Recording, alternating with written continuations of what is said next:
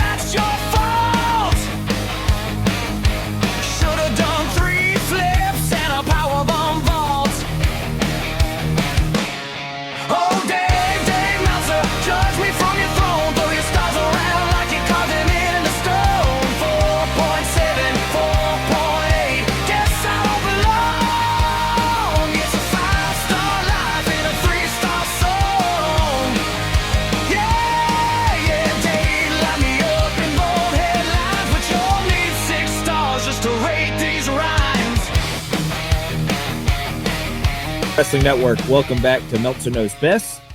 During this podcast, we will be watching through each and every 5-star or better match that Dave Meltzer has rated throughout the year and deciding whether he knows best or whether he does not know best. We may have some interesting thoughts on this first episode tonight. This is episode 3, and we will be covering the third match on the completely randomized list, and that is going to be Kazuchika Okada versus Bryan Danielson from Wrestle Kingdom 18. But before we get into that match and kind of the story behind it and all that good stuff, I'll bring in my co-host for the night. I will start with Shawn Kidd. How are you doing, Shawn? Logan, how are you? I'm great. I'm so not used to hearing Kazuchika.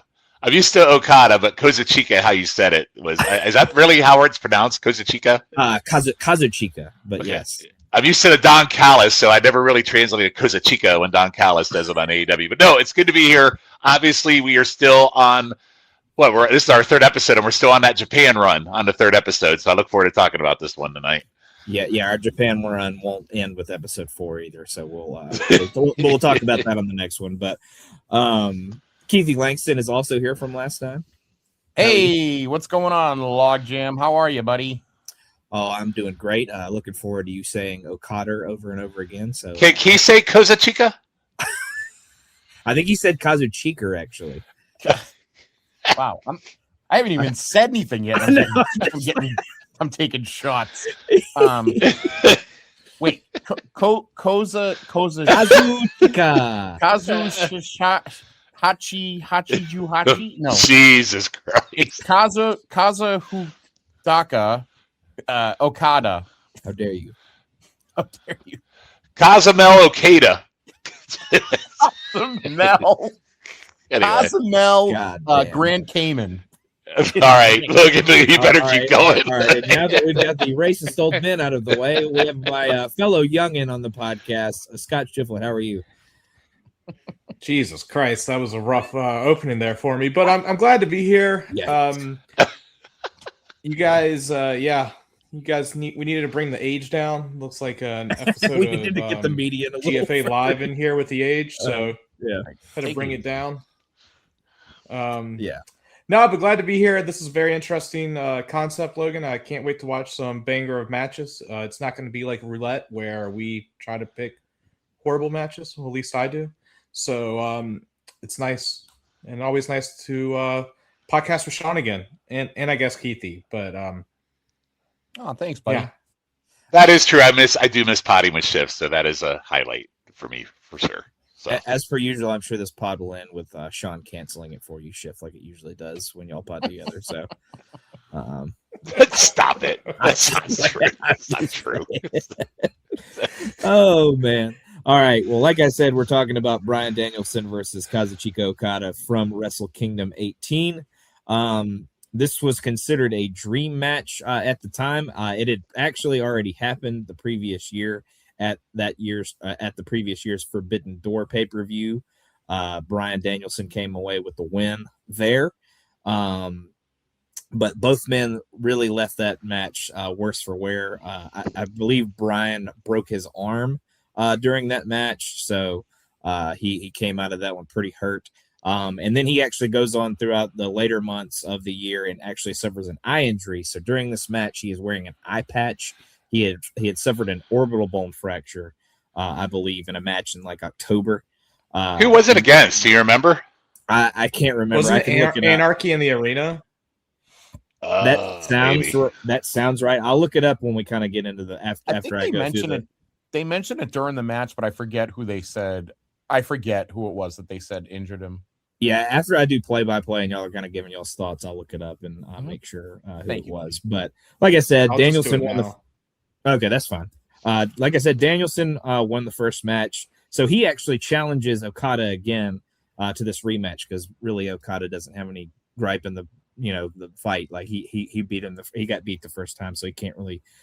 Danielson doesn't really gain anything from it. So Danielson actually challenges him again. Okada accepts, clearly wanting to wrestle him again on one of like his stage. Wrestle Kingdom is Okada's stage. He's had a ton of great matches. We will cover quite a few of them from Wrestle Kingdom throughout the years through many different opponents. But he obviously wanted to face one of the best wrestlers in the world, Bryan Danielson, on that big stage. So Shift, did you figure out who or how he broke the orbital bone? Yeah, he actually broke it in late 2023. It was a match against Andrade El Idolo on Collision.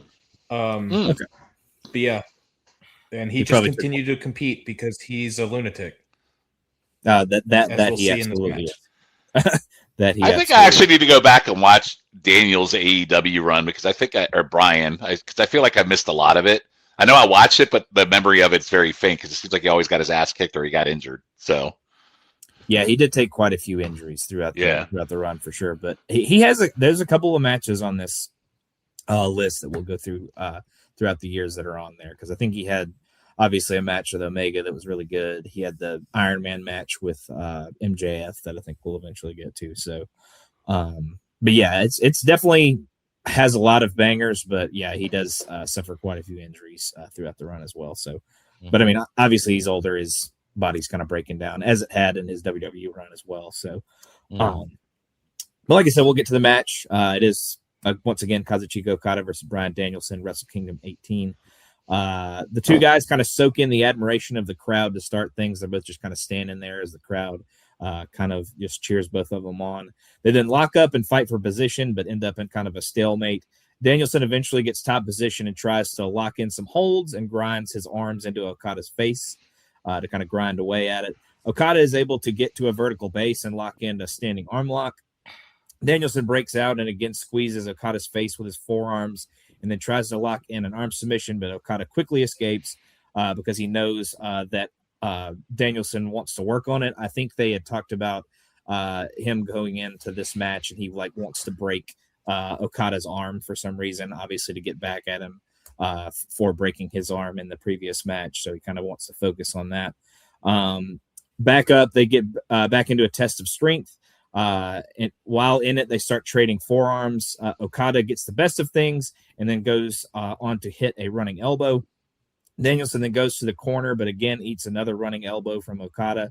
Okada then follows it with a DDT, but only gets 2 off of that. Okada then locks in what looks like a standing Anaconda Vice before kind of snapmaring him down and hitting a running drop kick to the injured eye. Danielson then uses that opportunity to kind of roll outside. Okada then follows him outside and DDTs him on the floor. Okada then walks away from him across the entranceway, and then he starts to charge at him, but he ends up eating a knee to the face as he starts to come towards Danielson.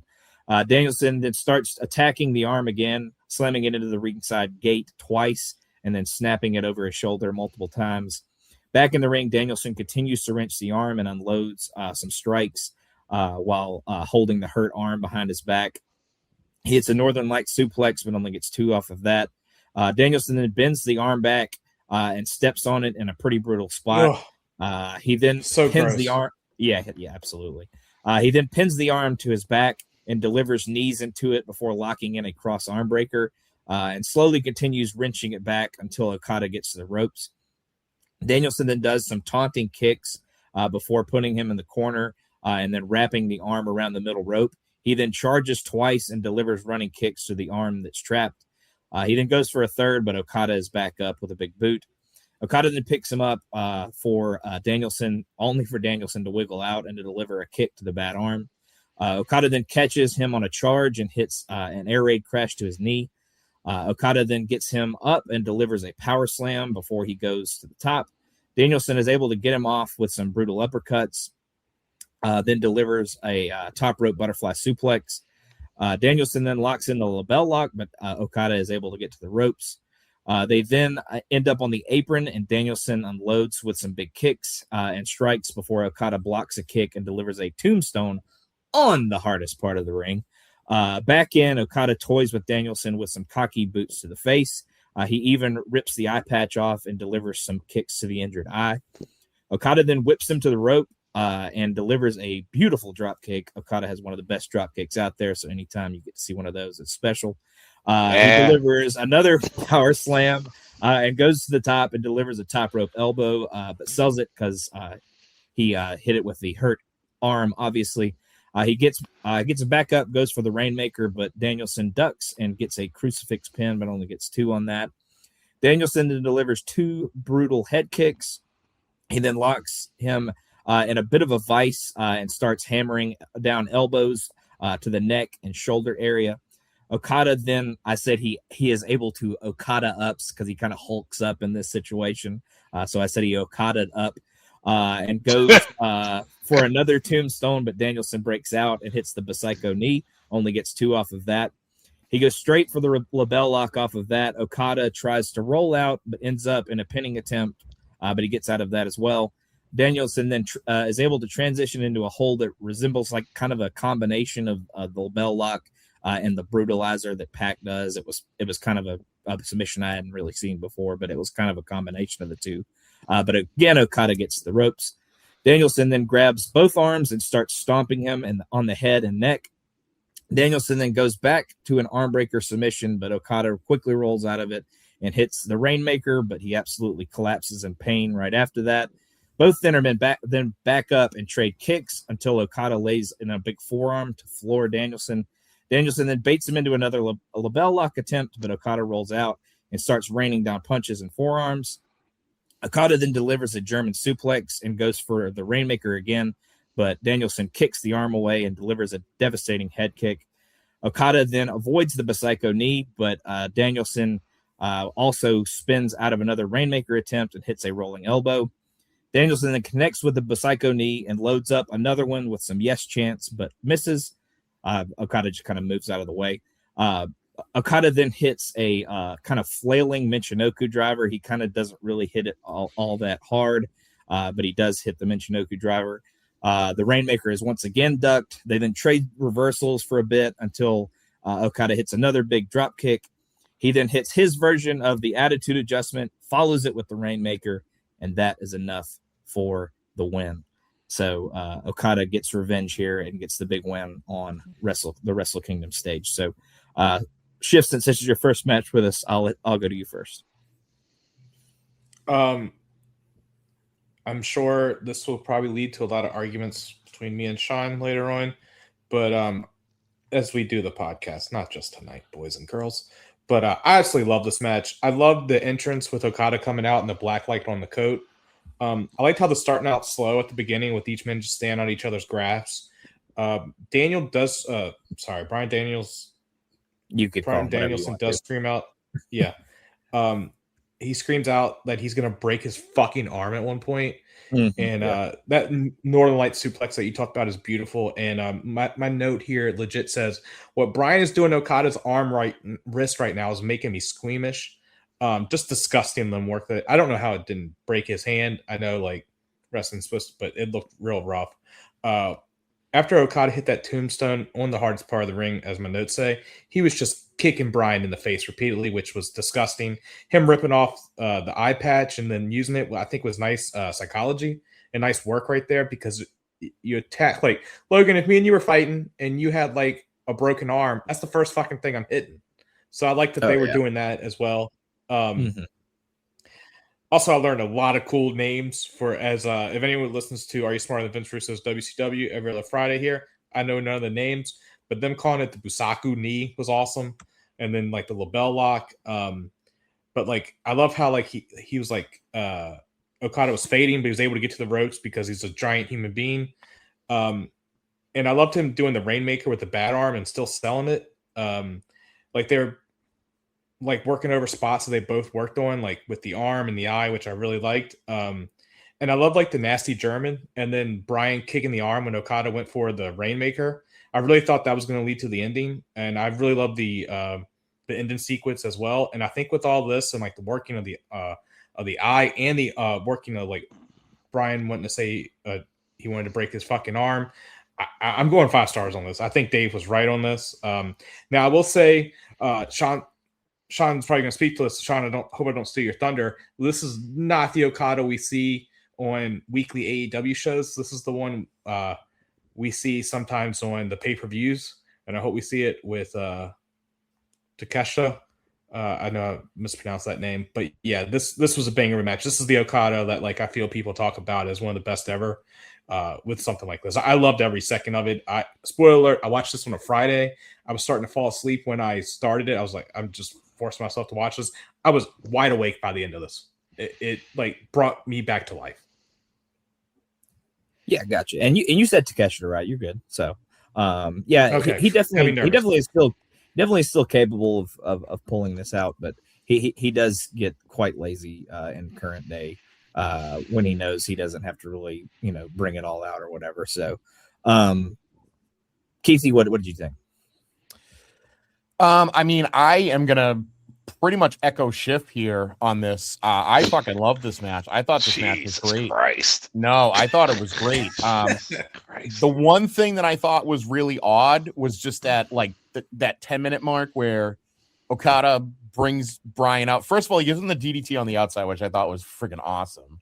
But then that weird like move where he went to do like the running charge to Daniels, and he just kind of like he jumps up on that little thing which he had struggled to get up on the first attempt, and then he gets up and then he kind of just did like a little whoop. He like hopped off and did like a running charge, and then Bryan hits him in the face with the knees. I was like, oh my god, that was the only thing that I was looking at that I was like, wait, what?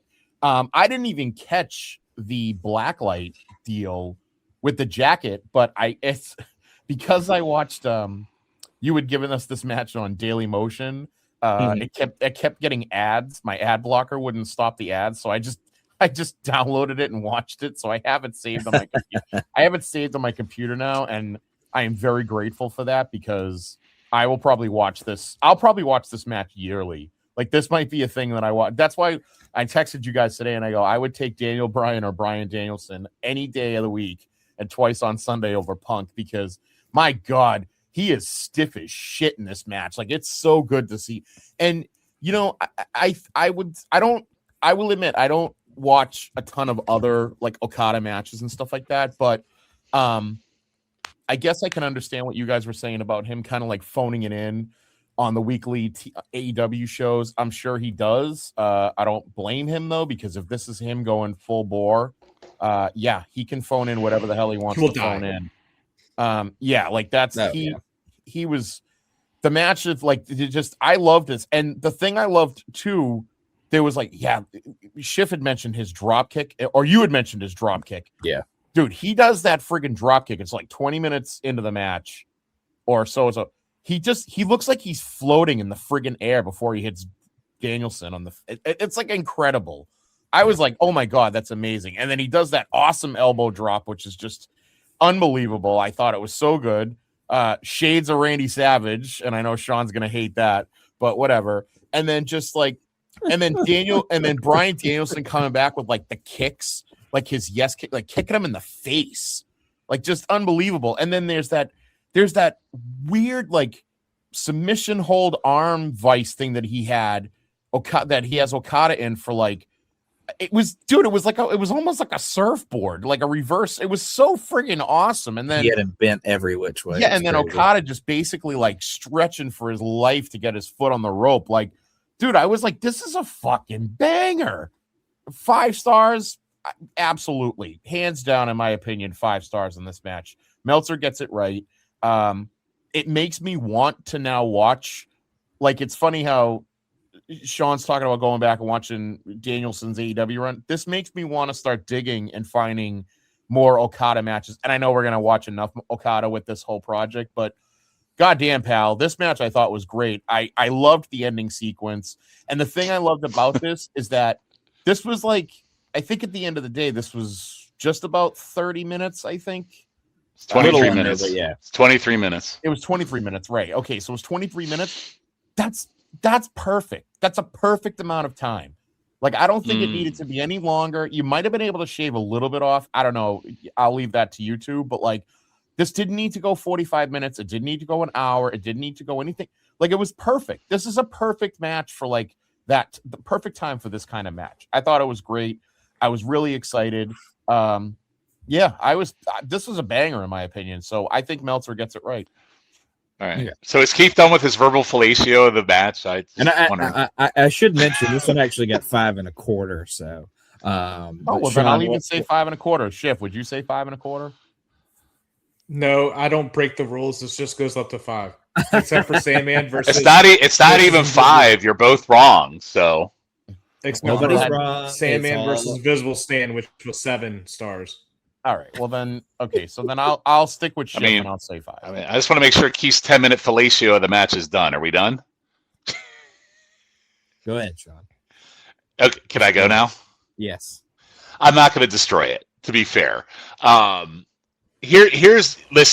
Their first match that they had, I thought was better than this one. To be perfectly honest with you. Why are you laughing, Logan? Huh? I don't think the first match got 5 stars. The first match got 5 stars. I played that air horn sound effect. That's what I was asking. I can't hear the air horn in my phone, so I can't hear it. I don't think the first one got the first one did get 5 stars. All right, let me go here. So I think it's a good match. I think it might be a 4-star match. This is 100% not a 5-star match for me, and here's why. You brought up a lot of the talking points. I'm not going to bring it up.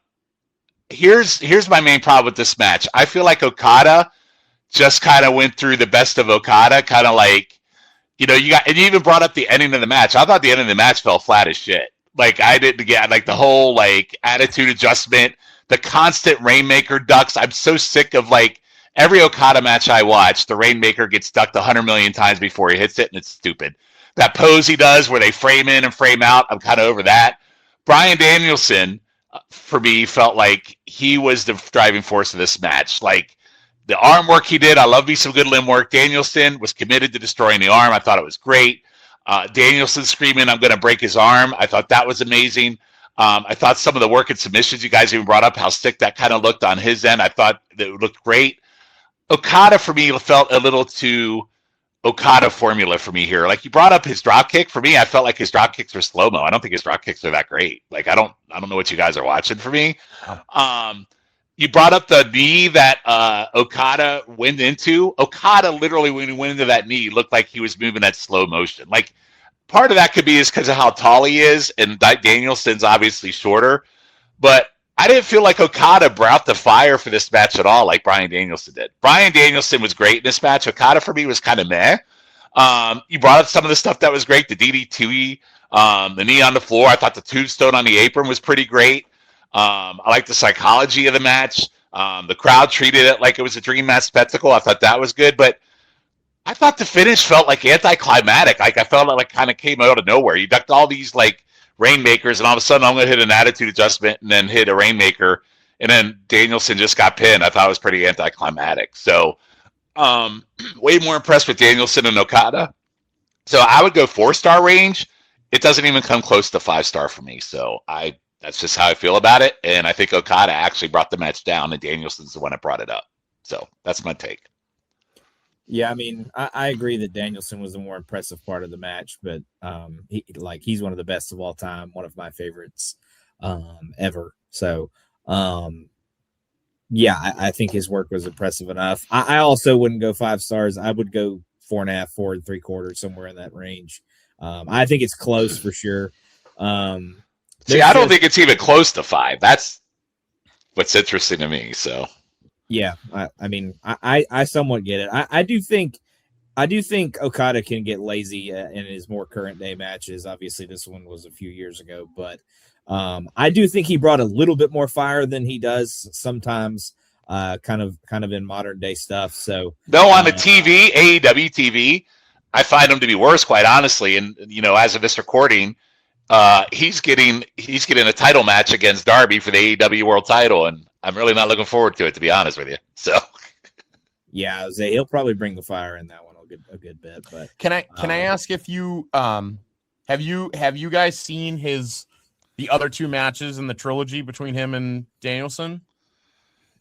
Yeah, the first one I said the one that I liked that was on the Forbidden Door. I like that match better than I like this one better. What about the one at the 5-year anniversary show on Dynamite?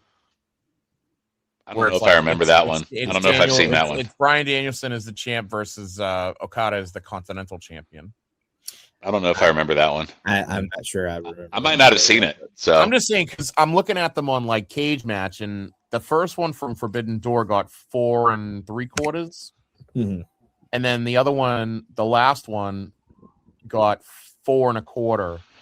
And so I'm just wondering, like, where you talk about, like, especially since like that, it's on Dynamite, and I know it's a world title versus the Continental title, but I wonder if Okada got lazy because it was it was just a TV tape, like a TV match. I wonder. I'm just curious. Listen, there are good Okada matches. Don't get me wrong. I just felt like I just think he's overinflated in general because I don't think he's like this all-time superstar like everybody thinks he is. I don't know. It's just something about him. He's like, I don't know. He's like the Saved by the Bell version of the Giant Baba. I don't know. There's something going on there. I don't know what it is. Well, I wouldn't go that far. Good grief. He's like the Zach Morris Giant Baba. The blonde hair and. Well, I noticed that during this match too, they made a lot of references to him paying homage to Inoki because I think Inoki had just died. So maybe that's a thing where I don't know. Maybe he was trying to wrestle more of like I'll be honest. Yeah. I don't think aside from that match we watched last episode, I've never seen an Antonio Inoki. Oh, it wasn't even Inoki. That was Baba. I'm like, I don't think I've ever seen an Antonio Inoki match except for the one where he beats up the great Kabuki or whatever that guy is. That's the great Antonio. That's the only Antonio Inoki match I've ever seen. But no, the match is good. I'm just like, so I'm not going to shit on the match. I just think one of these guys was better than the other, and for me, it makes it hard to call it a 5-star match for me. Yeah, so. that's usually how it works. One guy's better than the other. Not when you have these two going at it in a dream match. I expected more, to be perfectly honest. So okay. Well. But yeah, I mean, I honestly think it's close, but it just doesn't quite hit that. It didn't quite hit that last gear that I needed it to hit. Okay. And obviously, like, this is going to sound stupid, but it was almost too short compared to the other matches that we've been. Well, that's what I was thinking too. That's why the ending felt anticlimactic, Logan, for me. Yeah, it was 23 minutes, and then the ending kind of came out of nowhere. You know, it's like from a play-by-play perspective, I'm not complaining, but right. It like, you know, something about these matches you kind of expect them to go a certain distance, and it just. I felt like they went home maybe a little earlier, but like they're coming in with injuries and all that kind of stuff, and so like I somewhat get it, but it's certainly very close, but it doesn't quite hit 5 stars. It's funny because their last match is almost 32 minutes long, and then there's like all the other wacky shit matches that they've had, like Anarchy in the Arena, and then there's like the 6-man or the 8-man, and it's like those are all over like 25. It's just funny. It is funny that like the one that takes place in New Japan is the shortest because all the other ones are AEW, and AEW matches can't go less than 25 minutes. Like it's impossible. I should mention this was also the semi-main, so it wasn't like the last match. So that maybe plays into why it was a little bit shorter. I don't particularly know if that's necessarily true, but. I think that may play somewhat of a factor into it, but yeah, like I said, great match. Maybe not all-time great match or anything like that, but good match, not great. Good match. I think we're closer to 5 stars as a consensus, so we'll say that Meltzer knows best this time. No, I won't. No, absolutely not. We had 2 5 stars, and I was close, so. Well, I'm pulling my age card since I'm older than I'm kidding. Well, I'm pulling my host privilege that you pulled on me. Motherfucker! Yeah, I can't argue that. Yeah, you motherfucked them. Like, so. Yeah, I can't argue that. So we will say he knows best this time. Again, great match. Glad I got to watch it. Definitely. One of anytime you get to watch Danielson wrestle is a good time. So but anyways, we will go to plugs real quick. Sean, you got anything to plug? For this month, no. Didn't get a chance to record New Shit Takes Their Hands to Z, but we will do that for the month of June. So yeah, not much to plug at this point, just this pod for the month of May on my end. So gotcha. Keithy, anything you like to plug? Please listen to GFA Live with me and Petey Winston and everything that we do here on the Backbone Wrestling Network. And also check out Can Keithy Take the Heat on the YouTube, where you can see me cook recipes in my small kitchen. When you post it, obviously. I'm just kidding. It's been posted. I know. I'm just playing. Schiff, anything you would like to plug? Yeah, check out everything here, as the guy said. Check out me and Logan's podcast. Well, one of the many that me and Logan do. The one that's not really serious is YouTube Roulette. That's once a month on Thursdays. Also, Highway to the Impact Zone, which I'm on every other episode now. Also, you can check me out on Are You Smarter Than Vince Russo's WCW every other Friday. We are on our way to the Great American Bash for the longest build ever because for some reason they had a pay-per-view in early May and then in the middle of June. So there we go with that. And you can find me on Instagram for Shift Reads for my my reading journey, which I've been on for quite a bit, and I decided to make an Instagram about it. Where there'll be will there be a Ted Turner tribute episode for Russo, or? He might get a shout out for just everything. Okay, all right. Yeah. R.I.P. Ted Turner, of course. See, that was a freaking crash and burn there. Why was that a crash and burn? I was just asking a question. But he was everyone. You're a crash and burn, you motherfucker. How dare you? Anyways, thank you for listening. Like everybody else said, listen to everything here on the Backbone. Me and Keithy have Journey Through the Arrowverse and the movie education of myself. Schiff mentioned Highway to the Impact Zone and YouTube Roulette.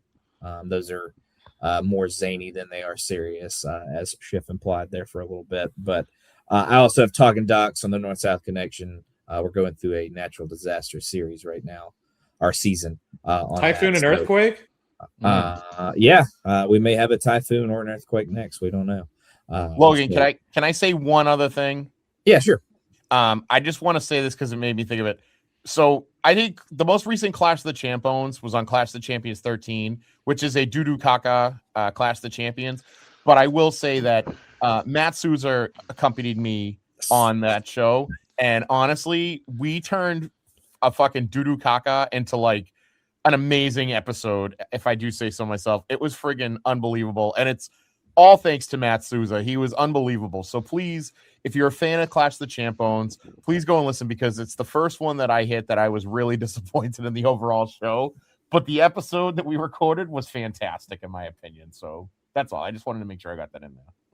Yeah, the great Matt Souza, classic podcaster. So, but yeah, Matt does a lot of great stuff. So I'm sure he made that show as good as he possibly could. He does that with TNA all the time. So, but yeah, listen to that for sure. Listen to everything here on the Backbone. Thank you for joining us.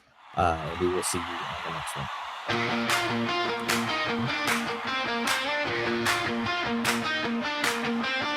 Stacking stars like snapshots, old tapes on the floor, tiny desks, big opinions, turning why into more. Every match, every minute, he's rewinding the frame from a busted high school bleacher to a household name. 5-Star Dave, call it how you see it. Turn that page, history ready. Talk that talk, make the whole room lean in. Yeah, we lean. 5-Star Dave, say it, you believe it. Raise that grade, love it or you leave it. Thumbs in the air for the man who means it. 5-Star Dave.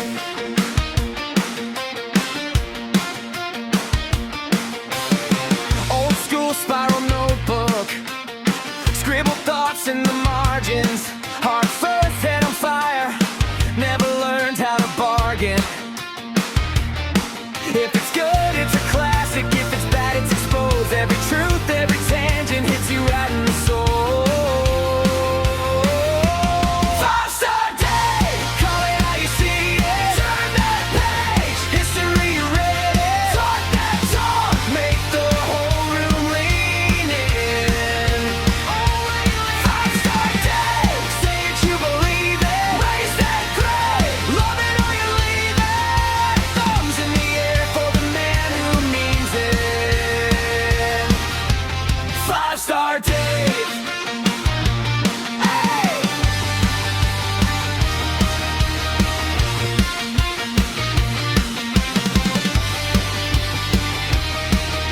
Who's keeping score? He's counting more than numbers. Heart, grit, glory, every loss, every wonder. You can cheer, you can rage, you can shout at the screen, but you're still tuned in to the voice of the dream.